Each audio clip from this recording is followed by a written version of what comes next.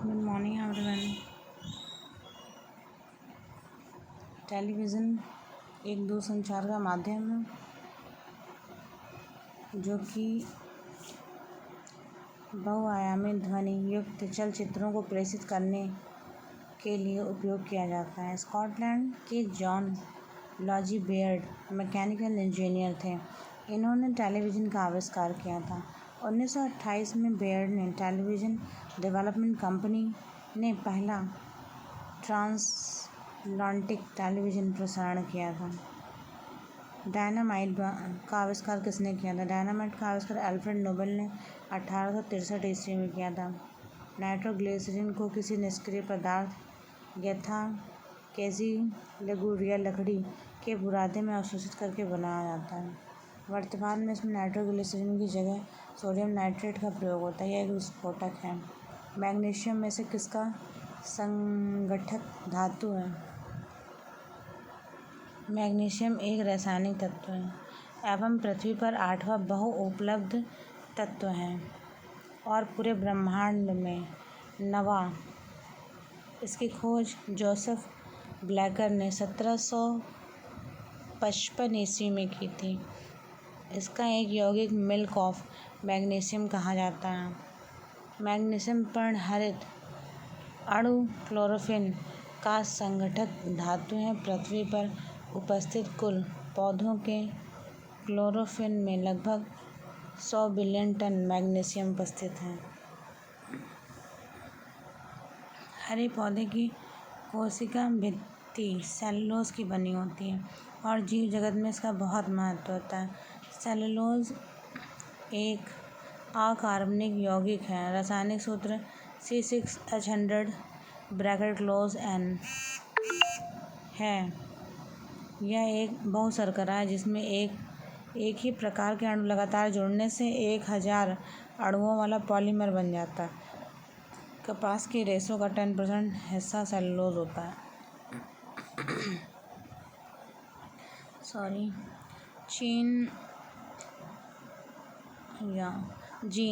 Gene आनुवंशिकता की मूलभूत शारीरिक इकाई है। इसी से हमारे आनुवंशिक विशेषताओं की जानकारी होती है और यह जानकारी डीएनए में मौजूद रहती है।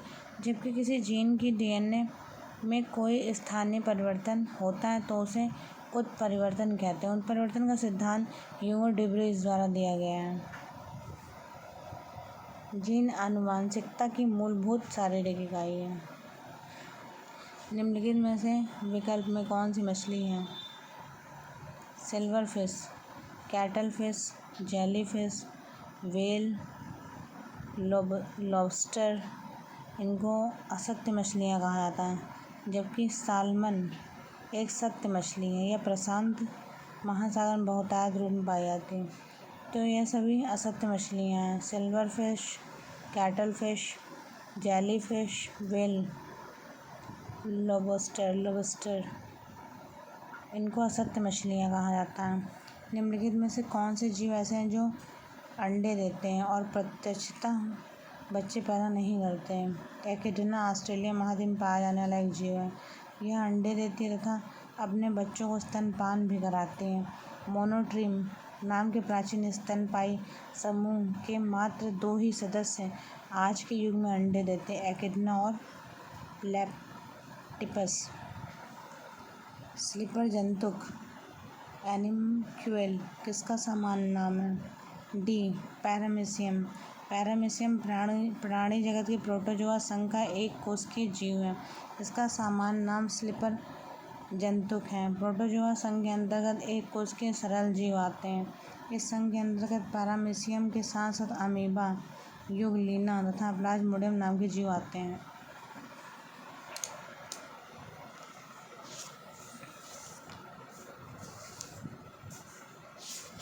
चलिए नेक्स्ट क्वेश्चन देख लेते हैं। रीढ़ की हड्डी वाले प्राणी वर्टिब्रेट प्रजाति के अंतर्गत कौन आता है? कॉर्डेटा संघ समस्त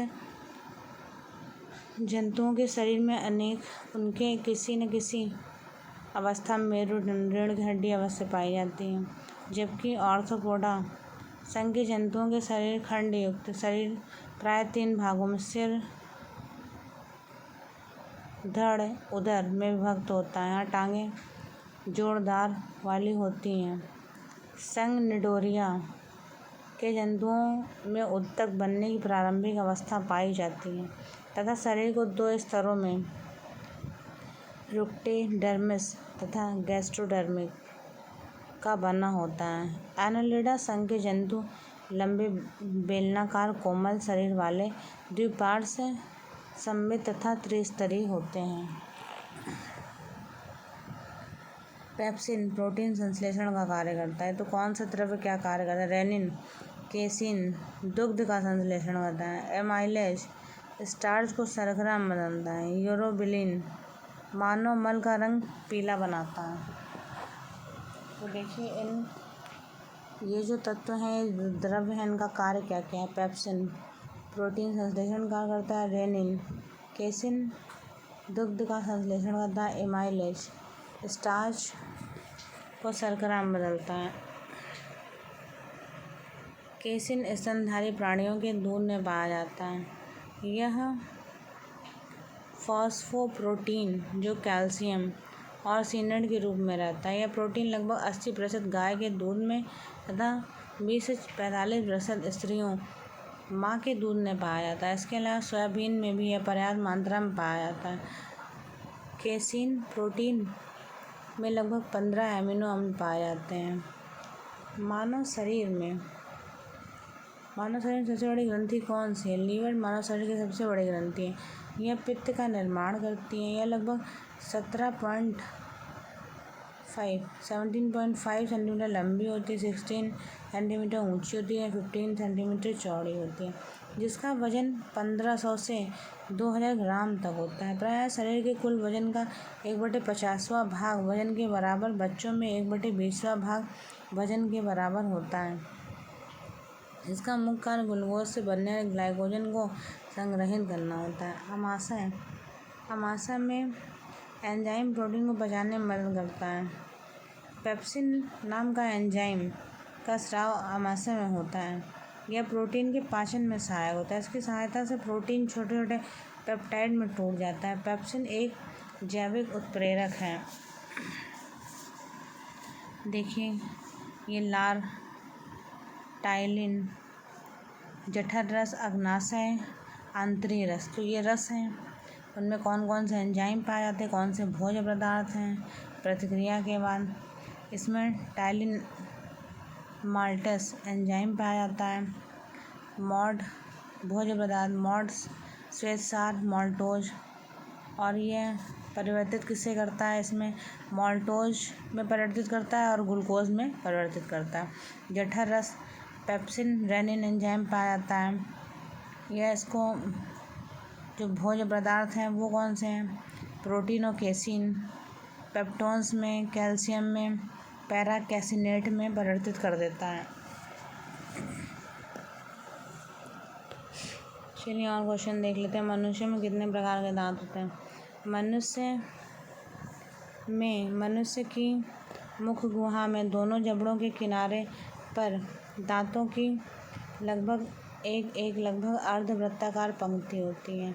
मनुष्य के दोनों जबड़ों में 4 प्रकार के 32 दांत पाए जाते हैं। कृंतक या छेदन ये तेज धार वाले चौड़े दांत होते हैं जो भोजन के काटने व कुतरने के काम आते हैं।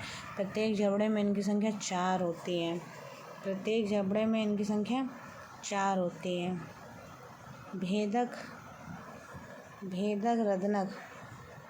भेदक या रदनक दंत ये नुकीले होते हैं तथा भोजन को चीरने फाड़ने का कार्य करते हैं। प्रत्येक जबड़े में इनकी संख्या 2 होती है। अग्र चवर्णक दंत ये किनारे पर चपटे व चौकोर होते हैं। ये भोजन को कुचलने का कार्य करते हैं। प्रत्येक जबड़े में इनकी संख्या 4 होती है। चवर्णक दंत इनके सिरे चौरों से व तेज धार युक्त होते हैं। इनका कार्य भोजन को पीसना होता है। प्रत्येक जबड़े में इनकी संख्या 6 होती है। शरीर का सबसे कठोर भाग दांत ऑन एनिमल। शरीर का सबसे कठोर भाग दांत का एनिमल होता है।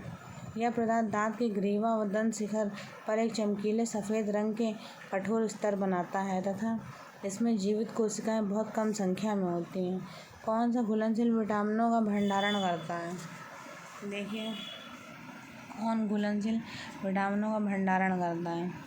वसा ग्लिसरॉल एवं वसीय अम्लों का एक एस्टर होता है। इसमें कार्बन डाइऑक्साइड, ऑक्सीजन विभिन्न मात्राओं में उपस्थित होते हैं। सामान्यतः एक वयस्क व्यक्ति 20 से 30% ऊर्जा प्राप्त होती है। 1 ग्राम वसा में 9.3 किलो कैलोरी ऊर्जा होती है। यकृत वसा में घुलनशील विटामिन का भंडारण करता है। भोजन में वसा की कमी होने पर यकृत कार्बोहाइड्रेट के कुछ भाग को वसा में परिवर्तित कर देता है। यकृत ग्रंथि एवं पाचन पदार्थ स्रावित करती है, जबकि अग्नाशय एक अंतःस्रावी ग्रंथि जिसमें इंसुलिन, ग्लूकागॉन, सोमैटोस्टेटाइन, अग्नाशयी पॉलीपेप्टाइड शामिल हैं। थायराइड एक अंतःस्रावी ग्रंथि है जो थायराइड हार्मोन स्रावित करता है। टेस्टिस पुरुष प्रजनन प्रणाली का सबसे आवश्यक अंग है। कार्बन मोनोऑक्साइड एक रंगहीन, गंधहीन, स्वादहीन गैस है। जब वायु में इस गैस की सांद्रता 35 ppm से अधिक होती है तब यह गैस मनुष्यों और पशुओं के लिए हानिकारक सिद्ध होती है। यह गैस रक्त में उपस्थित हीमोग्लोबिन के साथ ऑक्सी हीमोग्लोबिन नामक पदार्थ का निर्माण करती है, जिससे मनुष्य के रक्त में ऑक्सीजन की मात्रा कम होने लगती है और उसकी मृत्यु हो जाती है। महाधमनी शरीर की सबसे बड़ी तथा मुख्य धमनी है, जो हृदय के बाद निलय से आरंभ होती है। इसमें ऑक्सीजन मिश्रण के रक्त सारे शरीर की उक्तियों में ऑक्सीजन का संचरण करता है। यह धमनी दैहिक फुफ्फुसीय रक्त परिवहन करती है तथा दैहिक कोशिकाओं में शिरा तंत्रों से होती है और होती हुई पुनः हृदय के दाहिने अलिंद में वापस आ जाती है। रक्त का रंग लाल होता है, उसमें उपस्थित हीमोग्लोबिन के कारण होता है। वास्तव में ग्लोबिन एक लौहयुक्त प्रोटीन है जिसमें हेम नामक रंजक पाया जाने के कारण रक्त का रंग लाल हो जाता है। हीमोग्लोबिन में पाया जाने वाला लौह यौगिक हेमेटिन होता है। मनुष्य के शरीर में हीमोग्लोबिन की कमी से रक्त क्षीणता एनीमिया नामक रोग हो जाता है। लाल रक्त कणों में मुख्य रूप से शरीर में श्वसन तंत्र का संचालन होता है। लाल रक्त कोशिकाओं में ऑक्सीजन को पहुंचाते हैं तथा कार्बन डाइऑक्साइड को वापस लाते हैं। ज्ञातत्व है कि लाल रक्त कणों की संख्या हीमोसाइटोमीटर से ज्ञात की जाती है। तो आज के लिए बस इतना ही। Thank you.